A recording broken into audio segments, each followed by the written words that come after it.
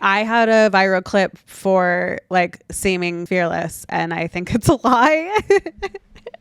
I think I'm so full of fear. It is so just based in pretending to be fearless. Yeah, it's the perception. You know that you have that in you. I don't know how this became a motivational podcast. You know that you have that in you because you've done it. Yeah, but can I do it again? That's the fear. What if I can't do it again? What if we're all frauds? I'm such a fraud, dude. I don't even know how to explain it to you. But I had this realization one time, like, if I am an imposter, I'm really fucking good at it. Yeah, you are. Oh, I haven't been recording this whole Ray. time. I was so sure I pressed the button. I'm the worst. It's okay. It happened pretty early on. And that's how 2024 will go. And you know what, Ariel? Believe it or not, this is not the first time I've done that. I believe it. Okay, we have Yenta on the road. We have Yenta in bed. This is so sexy. Cozy Yenta. Cozy Yenta. We have Yenta on the road with Ariel Elias. Hi. This is crazy. Ariel is a famous headlining comedian. Has been all over the internet. Has been on Jimmy Kimmel. Has been on New Faces, JFL. Yeah, I did New Faces. How do you forget that? Because it happened in... Hold it a little closer. Sorry. Yeah. Do I have to teach Thank you how you to for use the microphone, teach me Ariel? Gen Z. Oh my God. Because it happened in 2021 during COVID. It was in LA. We didn't get to go to Canada, and then nothing came from it. Oh, that sucks. It's okay. I got a good clip. I didn't know that. So they did it in LA. Yeah, remember the time where we just couldn't leave the country? Yes. We couldn't go to Canada. They wouldn't let us. And you know what? I don't blame them. No, they were right. Because we have so much COVID. COVID aside, they should still, just keep us out. Let us in. Anyway, we'll do a quick recap. Okay. Again. Okay. Of our friendship. Of our budding friendship. Of our brand new snuggle buddy friend. Because it's funny because I probably know you the least of any guest that's been on the episode on the podcast, but we are the closest. How many guests have you had a sleepover with? You know what? Believe it or not, this is the first. So this is the I mean, I don't know. This is gonna be cute. I do think one of the cool things about comedy is how when you do stand up, you end up in a car on these road trips with total strangers. I know. And then you're bonded for life. Oh, I love it. That's how you get to know each other. And I'm like, I always hear other comedians talk about that on their podcasts. And now here you're doing it. Is this your first road living weekend? The dream. I've done like other shows on the road, but always by myself. Yeah. So, yeah, I guess it's my first road weekend with a person, with a real person. And it is mostly by yourself. Yeah, which is why it's really nice that you're here. I know, and I'm a good road buddy. You are a good road buddy. I'm easygoing. I'll schmooze. I won't schmooze. I'll listen. Yeah, I won't listen, but mostly I listen. Yeah, you're a great listener. It's been great. Oh, thank God. I mean, we still have one more night, one more show. Yeah, we'll see. Okay, so we met at my New York Comedy Festival show. I was a big fan of Ariel's, and I was like, do you want to drop in on my comedy show? I'm a really big fan. And then you did. Baruch Hashem. But I almost didn't. But you almost didn't. Sorry. And but I made it. But you made it in the nick of time. And 2 trains and a cab to get to. And I was almost going home. I was on a train to go home because I'd given up on making it to your show. Yeah. And then I DM'd you. You better come. You were like, please come. There's time. There's time. Yeah. But I hate leaving home. I love going home so much. It's one of my favorite activities in the world is just to go home. And you have a cute home. Thanks. You've seen my home. I know. You've met my mom twice. I've seen your home. This is fast friends. We're tight now. Yeah. But I made it and the show was great. You put on an amazing sold out show. Yeah.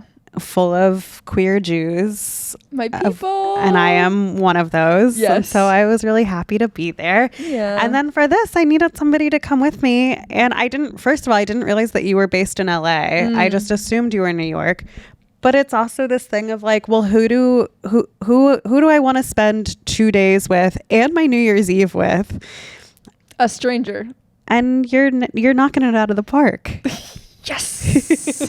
You hear that? I'm a great opener to all the comedians listening to this. Bring me on the road. I'll just. Especially if you're doing a Jewish show. Yeah. I do a lot of Jewish shows. Yeah, and Jews pay well. So even if you're not Jewish, take me as an opener. Even if you don't pay well, I'll still do it. Yeah, that's fair. What else did we talk about that we should didn't get recorded? We should re-say? Oh, I was telling you for your 30th birthday. Yes. You should do something significant. For me, that was going skydiving with my brother. And the person who I was strapped to was way too casual about the whole thing. What was he like? He was like, he didn't really talk to me.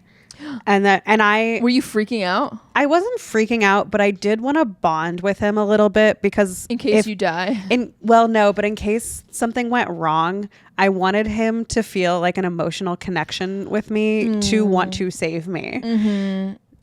Yeah, because he wouldn't care about his life. Yeah, it would more just be about your connection. About me. Yeah. Mm-hmm. But I asked him when we were going up, I was like, oh, how many of these jumps have you done today? And he was like, 4.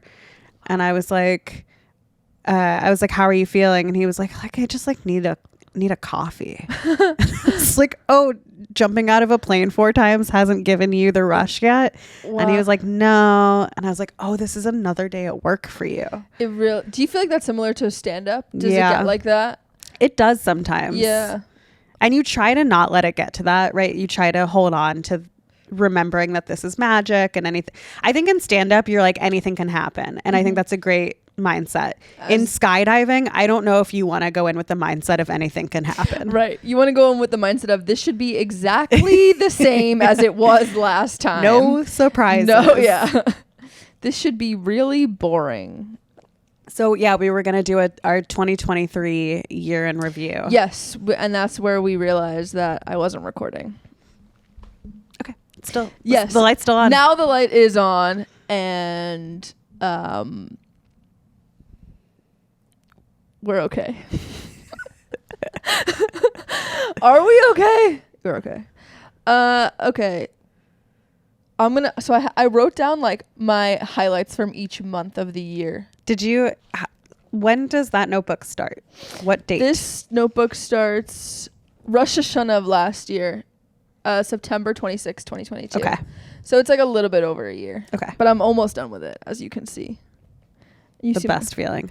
You see my little stickers? I do. Those are cute. That's from a gynecologist. Listener, it's a strawberry. It's a picture of a strawberry that bisected. looks like a little baby pussy.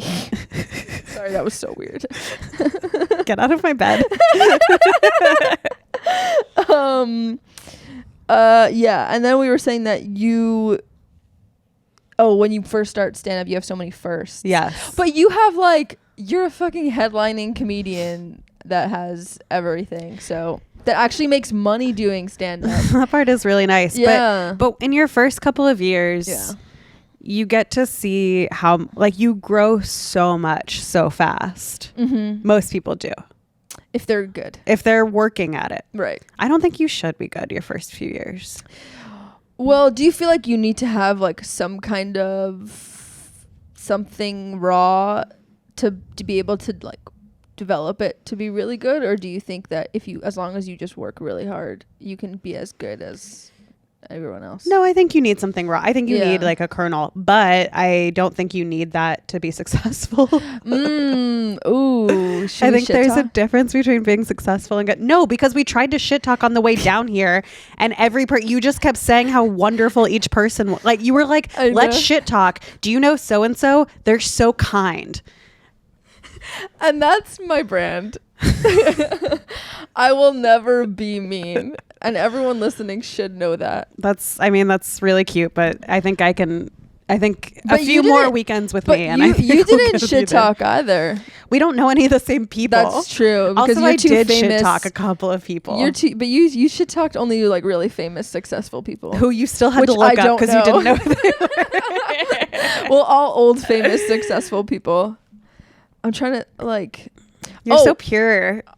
You're so cute. Can you make me less pure, but like in a non-sexual way? Yeah, but also in a sexual way. Almost exclusively the only way I can make you less pure. I'm having fun pretending to flirt with Ariel this whole trip. Pretend. Well, yeah. I hate to break it to you. No, I get it. I'm not into straight women. And I really think that's so healthy, and I'm Yeah. really glad to hear that. Except that one straight girl that I told you about with my first sexual experience. But that's how you learn your lessons. You learn from your mistakes. Yeah. And I think she was a little bi because we did have sex. So anyway, I could shit talk Amy Schumer. Really? Well, not my really. best friend. I'm just kidding. No, I have nothing actually mean to say about her except my first show ever. She dropped in on that show. Your first show that you were on? The first show that I was on, and she went two people after me, and she went for like 30 minutes or something, and everyone was like really pissed because they were like, "I want my time." Sure. And that's the whole story. Yeah. But she was great. Yeah. And I loved her. Was it a show that you got paid to do? No. Okay. Yeah. Okay. What? Then yes. Because then the only thing you're getting out of it is the time on stage. Yeah. Because sometimes at shows, there'll be a famous person who bumps you, but you still get paid. And you're like, you know what? Fine. Yeah, at least I'm still just getting the yeah. Can I tell you the nicest person a famous person who's ever bumped but didn't bump? So Roy Wood Jr. Do you know who he is? No. Okay, girl. What? Roy Wood Jr. is a comedian. He's like a real road dog. He's on The Daily Show. Okay. He's a correspondent, or was. Oh, he just I know left. who you're talking about. He's like he's a black guy. He's like has a little mustache. I think so. Sometimes. Yeah, I know he is. Super funny. So he, one time at Gotham Comedy Club, he came through, and look, when a famous person comes in, there is this sort of collective thing among all the comedians where you're like, I'm about to get bumped. Right. Maybe you have another show that you have to get to. You're like, am I going to get to do this spot? All of these factors. And if I do get to go up, I'm going to go up after this famous person. The audience isn't going to be paying attention. They're going to be over it, whatever. Yeah. So there's always a little like, anytime a famous person comes in. Roy Wood Jr. came in, and then, the management, of course, is like, hi, do you want to go up? When do you want to go up? Do you want to go up now? And he was like, no, that's okay. I'll go up at the end. And he just sat down and watched the show and was like, and that is, look, I understand professional famous comedians can't always do that because your time is limited and you're very busy, and especially when you get older you have families and you want to go home to them. But that move, I already loved him and I love his stand-up. Imperfect Messenger, I think, is one of the best specials, especially for one that was recorded during COVID. But it was a move where I was just like, yeah, I love Roy Wood Jr. I think he's a good person. So, wow. Now who's bad at shit talking? I only shit talk in the car. I don't do it on a podcast. No, that's smart. That makes sense. But yeah, I hope that when we I'm at a level that I can just come drop in a show, I will sit and watch other comedians, because I feel like that's part of if you don't do that, you like lose the love that you have for it. You're like not seeing the little sparks that everybody else has. It's that you're not seeing what younger comics are talking about. Yeah, exactly. And I've had times where I'm watching somebody else do a bit and it sparks an idea and I go, oh, I would have taken it here. And oh, that reminds me of a story that I have. So, and sometimes you can't. I mean, I told you, you were like, what, did you watch this stand-up special? And I was like, I don't really watch them. Yeah. I watch specials Yeah, I watch them on the background, or I try to like pay attention, but it does get a lot. Okay, we're going through our 2023 year. Well, you how about this? How about we'll switch off? Okay. I'll do like a highlight from my year, and then you do one from your year, and then we'll go back and forth. Okay. I'll try to remember. I'm gonna do it in month order, but you don't have to. I'm gonna try that's hard to do. Okay, so January. Let's see. January. Okay, my brother got married. Oh, my religious brother got married. Baruch Hashem. Baruch Hashem. And then also that's when I shot the first episode of Yenta. I didn't release it yet, but I shot the first episode. A January highlight. I was on the road a lot in January, which was cool and very fun. And that was my first time doing like weekend after weekend after weekend. Yeah. I also got a horrible stomach virus in between, and got to Toronto to do Comedy Bar.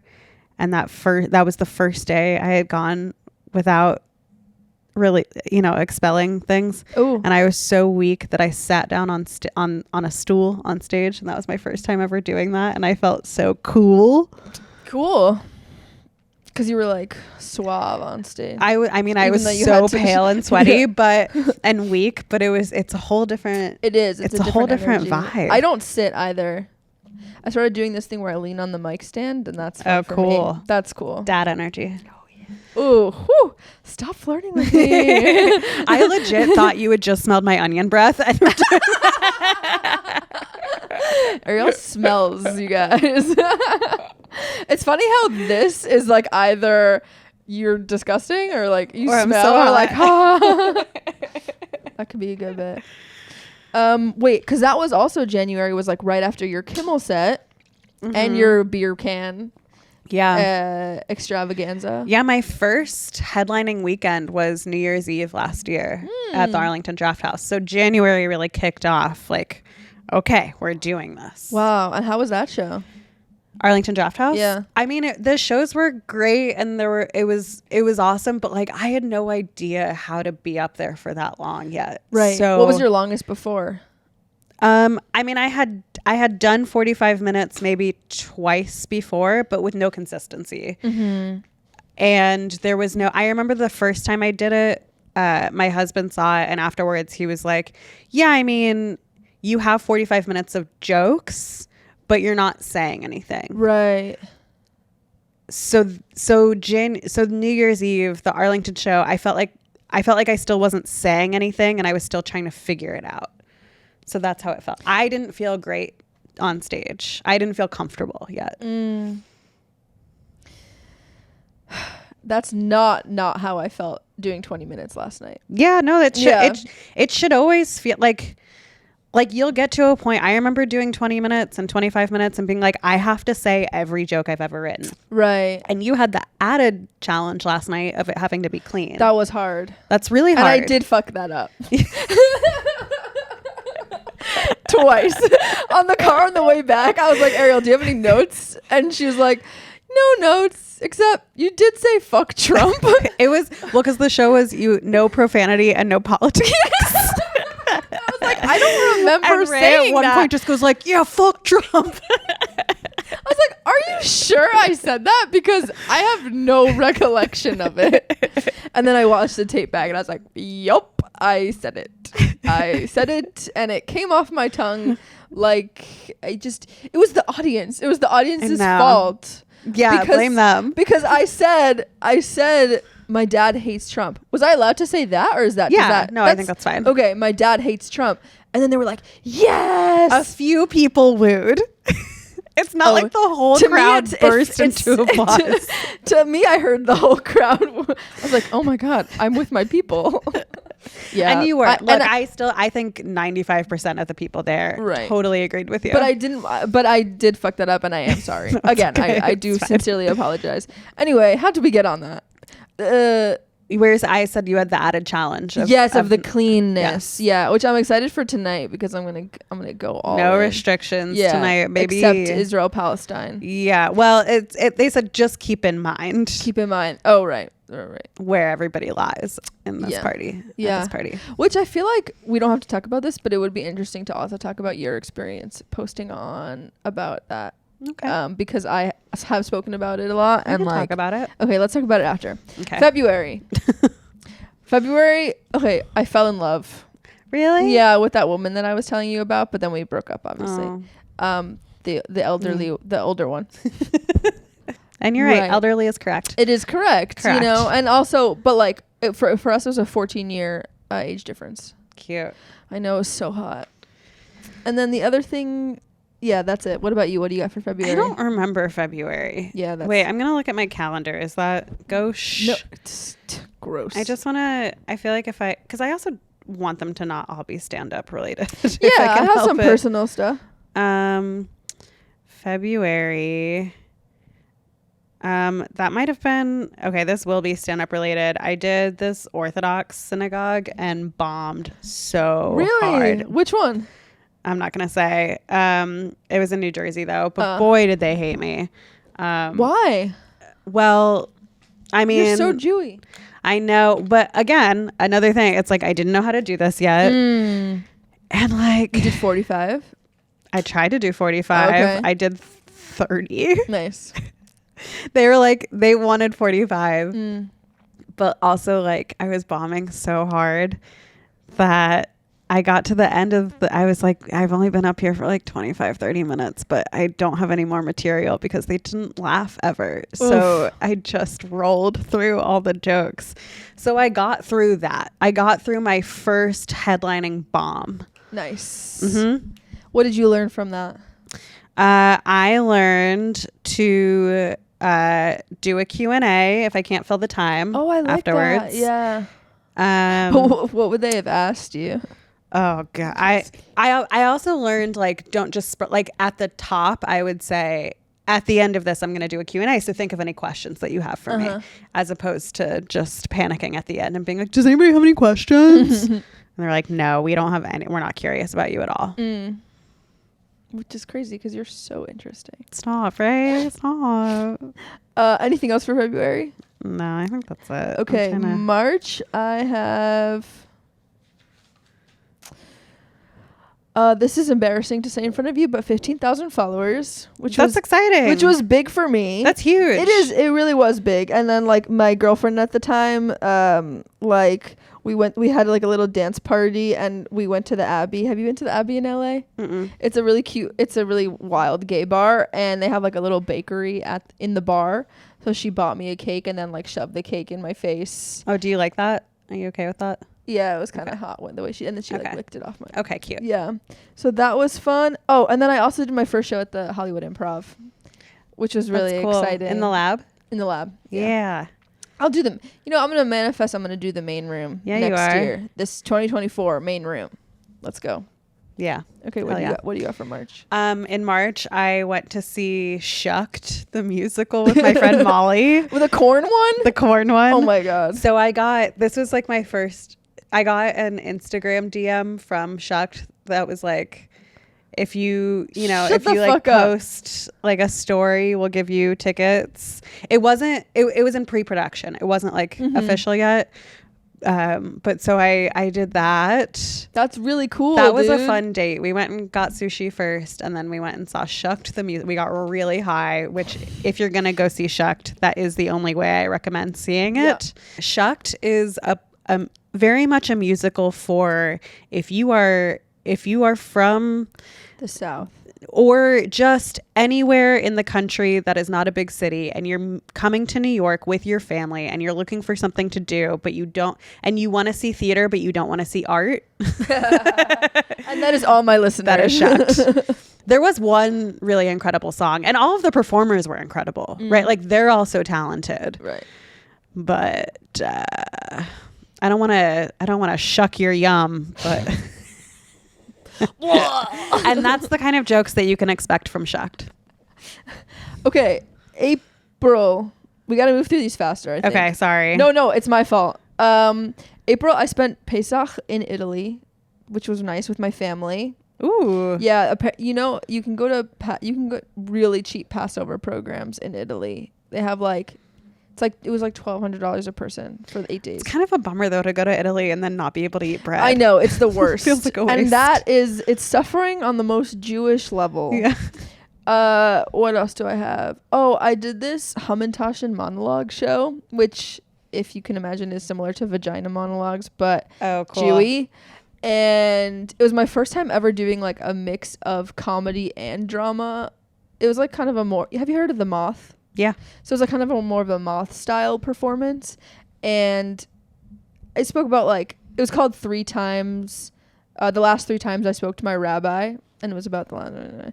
And at the end of it, this girl came up to me sobbing, and we just held each other and cried, and it was one of the most powerful moments I've ever experienced. That's so sweet. Yeah. That's really lovely. Yeah. If you were a Hamantaschen, what flavor would you be? What would your filling be? Chocolate. Because it's the best one. Yeah. What about you? I don't know. I asked without having an answer for myself. Sorry.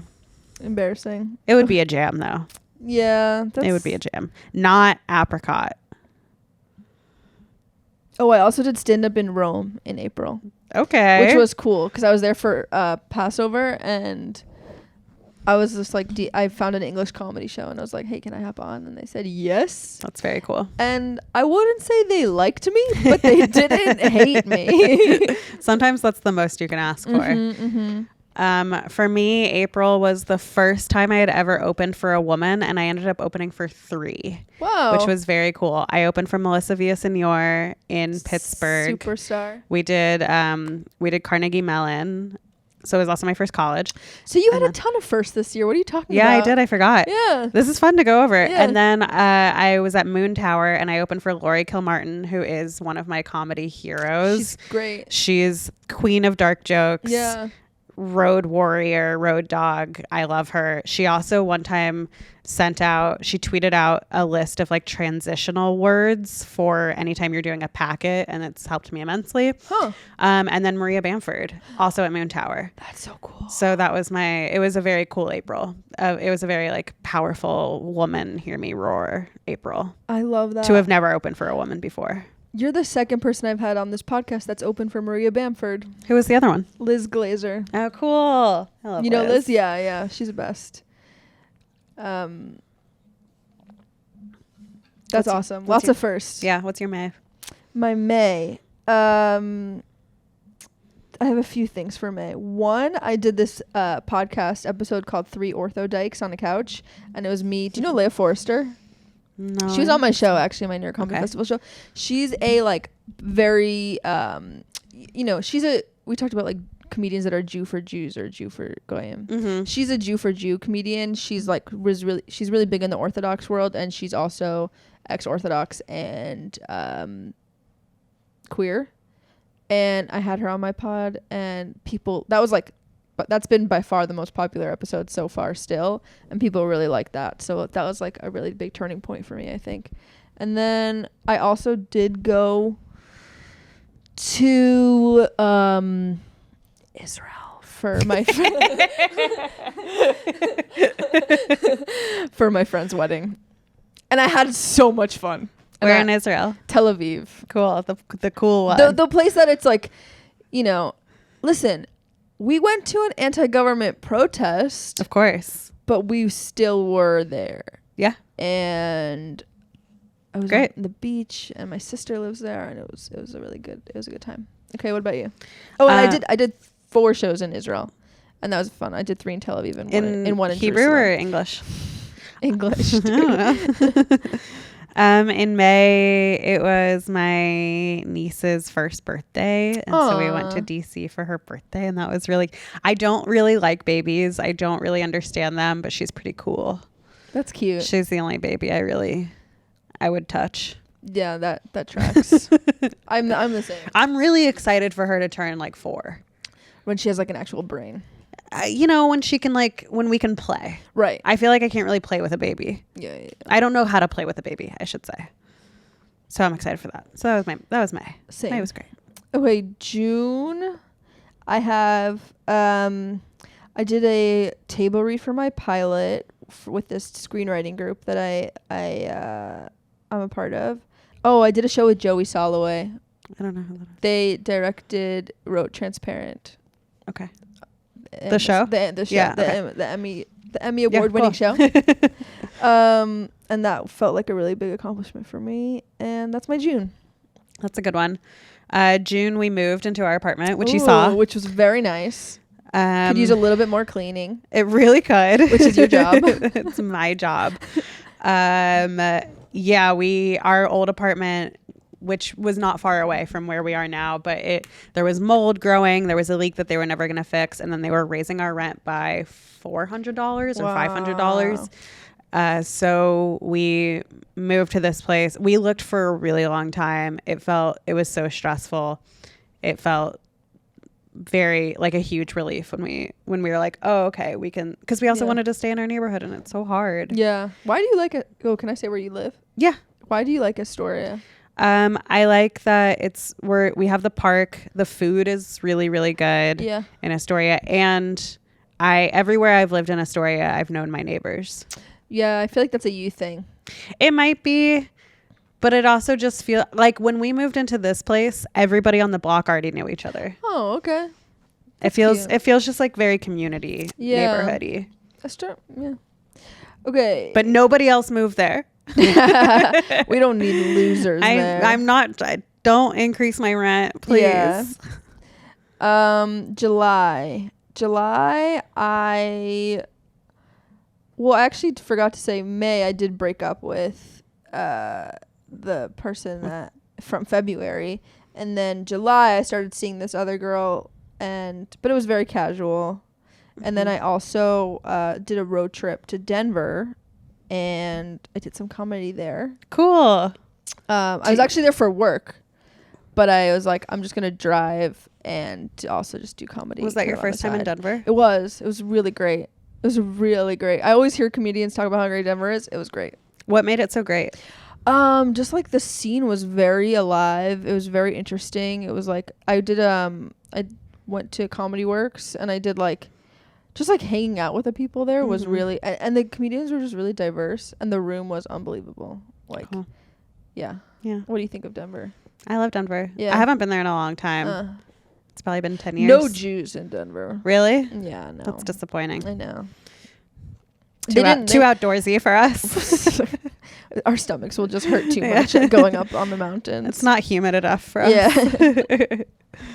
Yeah. My July, I did actually get to go to JFL in Montreal. Nice. Not as a new face, but just as a person. I had never been to Montreal before. I genuinely was shocked by how much French they speak. I've heard, yeah. It's one of those things where you're like, oh, this really is like a different country. Yeah. You know, like Toronto, you don't feel like you're in a different country, but Montreal, you're in a different country. Well, aren't they kind of sassy about it too? They're they very really just sassy don't want about it. English. They're like, bonjour, hello. And then you're like, hi. And they're like, yeah. Oh, the French. And I'm just like, I'm sorry. But I think it's cool that they also, I mean, look, I know people there it's a whole thing, and there are like people who are very extreme about it. But I do think it's very cool to see this sort of, emphasis on cultural preservation and language and all that stuff. So yeah, that was. How was that show? It was a few shows. Honestly, I struggled. I struggled a lot in Montreal for a lot of reasons, but also I'm not great in party situations, and festivals are parties. So I always have to turn it up, and then I feel exhausted the rest of the time. Yeah. So. Huh. Yeah. But that's a me thing. It's not. So it wasn't the shows. It was the social stuff. It was all of it. Yeah, all of it. I just never felt settled or comfortable. Yeah, I'm kind of like that with I don't know. I am a very social person, but then when there's a bunch of comedians around, I get yeah. It's because everyone's so obnoxious. Well, the other thing, except you.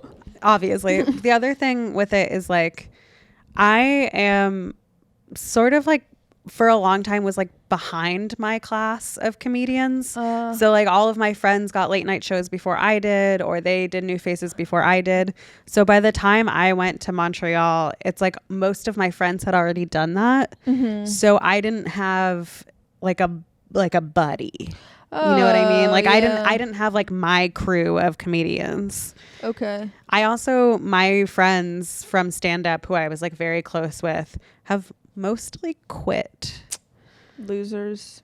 Which that might be a me thing also. What? I don't know if I pushed them to. No, I'm just kidding. Oh, are you announcing it on this show? No. So it was just an isolating Oh, it might be a experience, you thing, like they just didn't want to hang out with you, so they had to quit. Or like I am attracted to people who do not want to do stand up. Present company excluded. Yeah. As I was like, I'm not gonna say it. I'm too embarrassed. Okay. Okay. August. I bought a guitar. Cool. You're a big guitar person. Your friend Alyssa was telling me last was night. she? Yeah. That's so funny. What did she say? Shout out Alyssa Shapiro, who came to my show last night. She was like, because you guys went to high school together. Sorry, I'm so sorry. Your show. No, our show. No. You guys went to high school together, and she was like, so if you want to know any of the stories. And I was like, I feel like Ray was probably like a good kid. Yeah. Like, what kind of trouble did Ray really get into? Like, what were they like? And she was just like, oh, I mean, she just always had that guitar, like everywhere. The guitar was such a big part of them. That's so cute. So I think it's really great that you bought a guitar, just from the little that I know about it. It was a big moment. Not that big, but I tried to do guitar comedy, musical comedy. How'd that go? It went really well the first few times I did it, and then it started getting bad, so I stopped. I also did a few shows in Salt Lake City. Comedians were not nice to me there. And I also went to Yellowstone with my mother, and she got my car into an accident. Oh no. Just the bumper. Okay. But it was nice besides Why that. weren't the comedians in Salt Lake City nice to you? They were just so aggressive. They were like, I think it's like the Kill Tony energy that we were talking about. It's like they're very toxic. They're very yeah. They were like, they didn't want to, and that's something I've done so many times. Like I've just gone to a city by myself, just been like, hey, can I hop on some shows, or like gone to mics or whatever, and people are usually pretty friendly. Salt Lake City, they were not. Well, I did one show that was a queer show, and they were actually really friendly. Okay. But like the straight shows, they were not. Do you think they were just like territorial? Yeah, because I was just so good. Like a shelter dog? They were like, what do you got for August? August, I did a lot of really fun shows, but the ones that stand out were I did some Don't Tell shows in Delaware. I love Delaware. Yeah. Delaware is like I had never spent time in Where the in state. Delaware? We were in Dover and some other places too. Rehoboth. We stayed at a comic's mom's house, and like she made a beautiful breakfast for us. That's so nice. It was really sweet, and like, you know, I met his sister and brother, and it was just one of those little like magical weekends of comedy where you're just like, oh, this is why this is special. We went to the beach. Yeah, it was kind great. of like this weekend. Exactly like this weekend.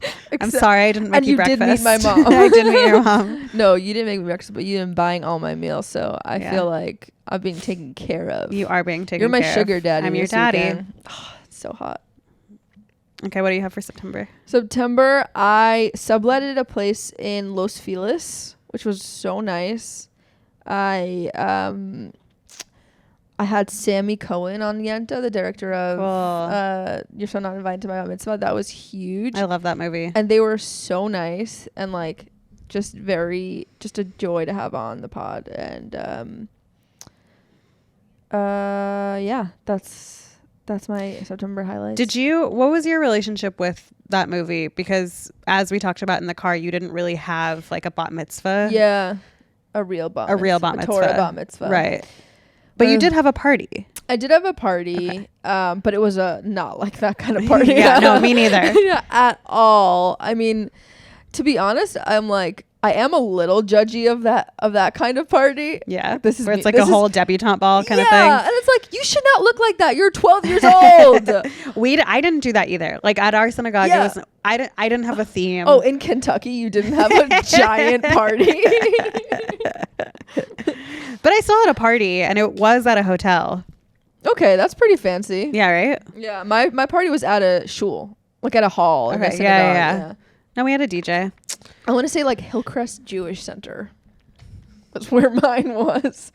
Yeah, I mean, I thought the movie was great. I had so much fun watching it. And like when Sammy was on the pod, they were just like, yeah, this was like a very specific type of bat mitzvah experience. Yeah. It's obviously not representing most Jewish bat mitzvahs experiences, and like whatever, it is what it is. I'm also just like, how can a 12-year-old look so good? They look like that now. They all know how to do skincare. It's and like insane. No, it's crazy. I can't believe the it. Kids look great. I was like, there's no way she's 12. Like, she's actually 17 and she's just playing a 12-year-old. But she was, and then I looked her up and she was 12. Okay, October was a tough month. I was supposed to go to Israel for my cousin's wedding. The way you keep whispering. For my cousin's wedding, and obviously that didn't happen. Yeah. Is your cousin okay? She's okay. Her husband is in the reserves. Mm-hmm. So he, she's struggling a bit with that, but like, and we can be pro-Palestinian people and pro-Israeli people at the same time. Yep. Just for all. No, you said it on stage last night, and I really I appreciate the way that you emphasize people. Yeah, I learned the hard way. Not to say pro-Palestine and pro-Israel, because that means very different things to different people. Yeah, which I learned, and this is I had people straight up tell me this. When you say pro-Israel, that means pro-Israeli government. When you say pro-Palestine, that does not mean pro-Hamas. That means pro-Palestinian people. Interesting. And that is logic. That's really fascinating. Yeah. Okay. So yeah, we like people. So we have to say people so that people don't freak the fuck out. Man, words are so important. Words are crazy. And then I did go to London. I did some stand up in London. I basically went to London on my way to Israel, but then I had to go back. And you're like, I think I'll just hang out here. Yeah, just stay there a little bit longer. And that was a really fun trip. And I did comedy in London, which was crazy. It was very different, but fun. Good. Yeah. Okay. What about you? For October, my husband and I took a vacation for the first time in a while, and we went to Tucson. That's where you went for vacation? Yeah, dude. Did you go to Saguaro National Park? We sure did. I love that. We went to the Desert Museum, and then the best part was I love space. I love stars and stuff. So we drove up this mountain and went to this observatory, this giant telescope, where they give you like a little lecture on astronomy, and then they take you into the telescope and show you a bunch of like planets and stars and stuff. That's cool. It's so dark because Tucson, we learned, is the only city that has a light pollution law. Huh. So it's darker, and you can see, it's so dark up there that when you're up there, you can see the light pollution from Phoenix. Wow. So that was the coolest. I saw beautiful. A shooting star. Huh. I saw Saturn and its rings and moons. I learned how to find certain constellations. It was the coolest. It was the best. Okay, now it makes sense that your dad had that nerd Star Trek joke at your wedding. So it really wasn't about him. It was also about you. But that's different. That's sci-fi. Oh, so different. I'm so sorry. I don't love sci. I do love Doctor Who, but that's the only sci-fi that I'm really into. But I love space. I really love space. I love a planetarium. I love a telescope. That's great. Tucson was amazing. I'm happy for you. Yeah, thanks. You should be. November, I had my sold out New York Comedy Festival show. Yeah, you did. We Ariel met. That was the highlight. Meeting Ariel. Aww. And I I'm gonna put quote canceled. Okay. Because obviously I'm still a very successful comedian, but Obviously. a few people did cancel me. And, you know, just it's the ups and the downs of life. Yeah. Life Okay. is complicated. Oh, November, what do you got? November, I did a synagogue in Pennsylvania and went there with Hota Hersi, who is a writer for Rami. Yeah. She is Muslim and wears a hijab and is so funny. I thought it was like the synagogue where we went, they were so like welcoming and warm, and Hota was so funny and just knocked it out of the park. And it just felt like one of these little moments of like, this is what the world needs a little bit. Mm-hmm. I did do a Q&A after that one. They had so many great questions for both of us, and it just felt like one of these it was just a little magical night of like, this is what it could be. This is what stand-up can do. Yeah. When we're all willing to like both give and receive openness. Why aren't there more interfaith stand-up shows? I don't know, but I want to do a bunch more. Yeah. I think it's like I think it was very cool. It was That's so smart. It felt nice. You know, politicians are not going to save the world, but stand-up comedians.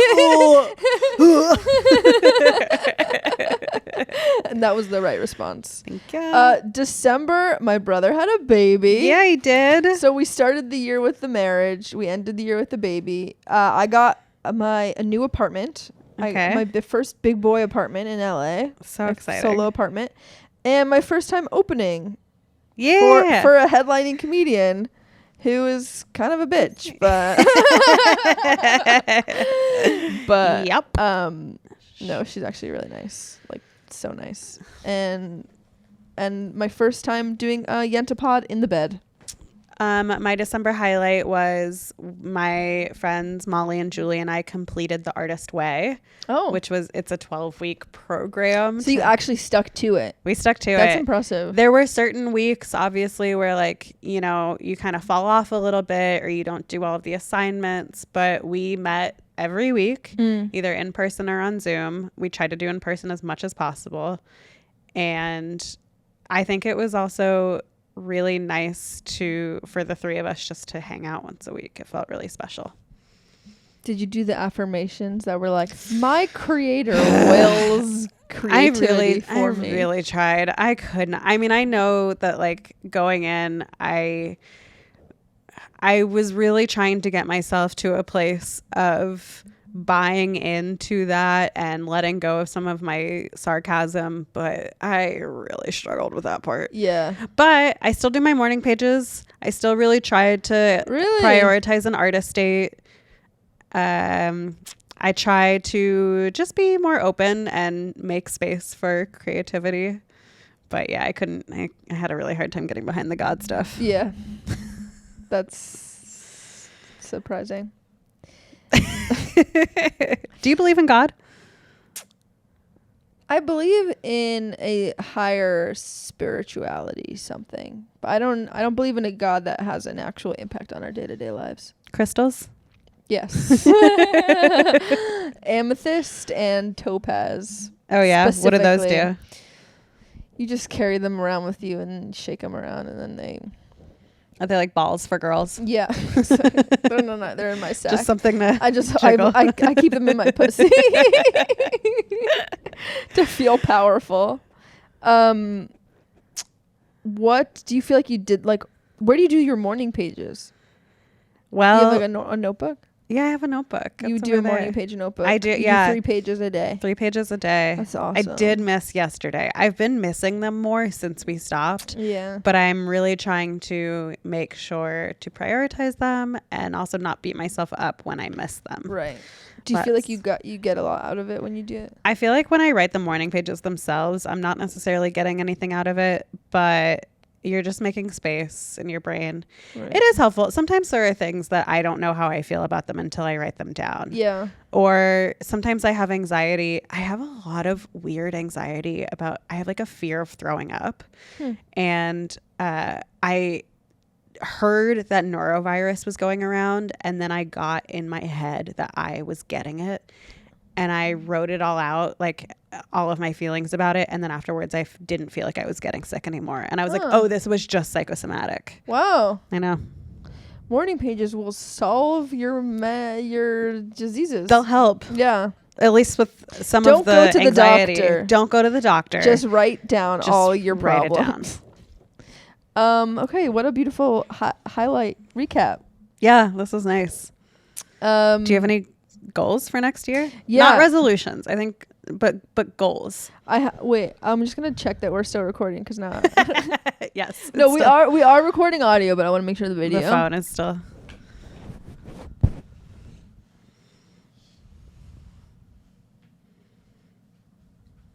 Yes. Awesome. Woo. Good. One day I'm gonna have a real producer. Is this what it's like when you record pod with Gianmarco?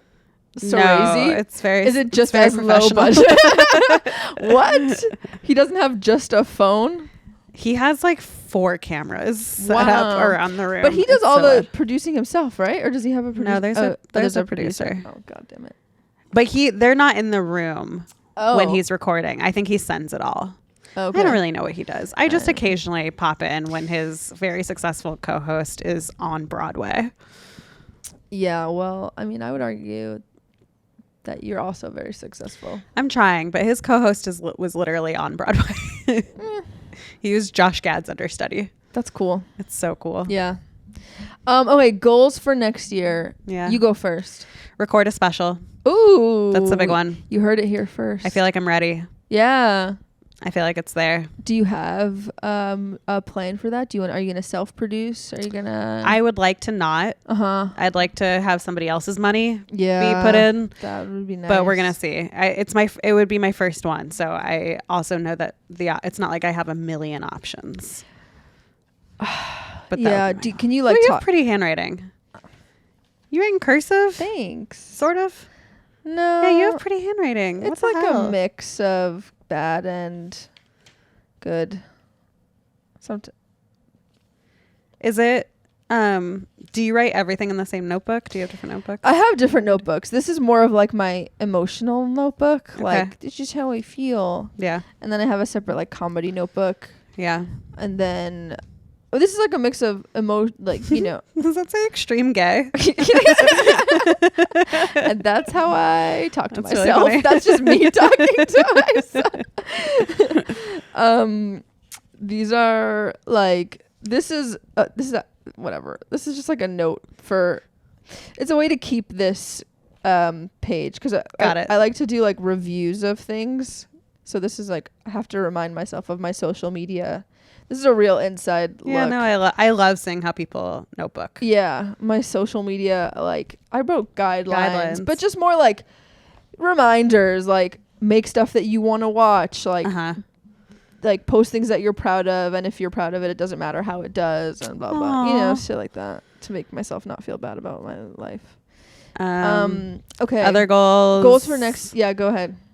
Make more money next year than I did this year. I like that goal. Make enough money that I can afford a cleaning person to come twice a week. Ooh, we talked about that, right? Yes, that would be huge. That's my goal too. Take my husband on more vacations. Try to remember to rest. And I really want to see my friends more. I know that's such a vague whatever, but I want to keep seeing Molly and Julie once a week. I want to keep trying to do that. You should tell them that. No, they know. We've been trying. It's hard right now because Julie's out of town, and also Molly is going through chemo, so we have to be really careful with like we have to make sure we're all healthy to hang out. But and also like we have to come to her. Right. But that is like definitely a goal, is like prioritize friendships. Yeah, that's big. Why don't you guys should start another book club? Yeah, I would love for reading to not be a part of it. Okay. More Molly's reading. not the biggest reader. Are they also stand-ups? Yeah. Or artists? Mm-hmm. Nice. Okay, my goals are. Do you have like social media goals? I'm gonna manifest 50,000 followers next year. Yeah, my 50,000 subscribers on YouTube. That's big. That was also on my list this year, which I Yeah. didn't hit. I'm so close to 40,000. Nice. But didn't quite hit it. I would like to keep just posting consistently. I want to have Hannah Einbinder on Yenta. Ooh. Do you know her? Personally, no. Yeah. Hannah Einbinder on Yenta. That would be cool. I want to get a lit agent. I want to get an agent. But I think I need to be more successful for that to happen. Yeah, gone are the days where they take a risk. My 2 intentions for 2024 are like one is being able to live in the questions is what I'm calling it. Like I don't need to have answers for everything. Okay. And I need to just be more comfortable being in the questions. It's so Jewish. How dare you? Yeah, no, it is. But I feel like, and I was, did you see Maestro with Bradley Cooper? Well, like, whatever. Leonard Bernstein has a quote where good art doesn't answer questions, but it provokes them. And that's what I'm also trying to do with my stand-up. And like being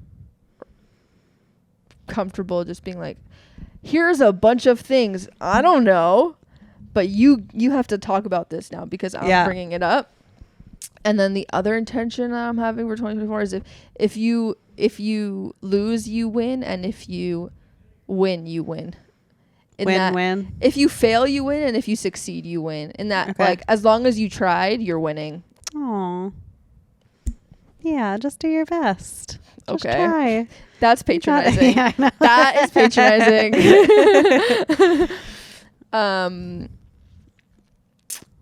Yeah. Yeah. What are your intentions?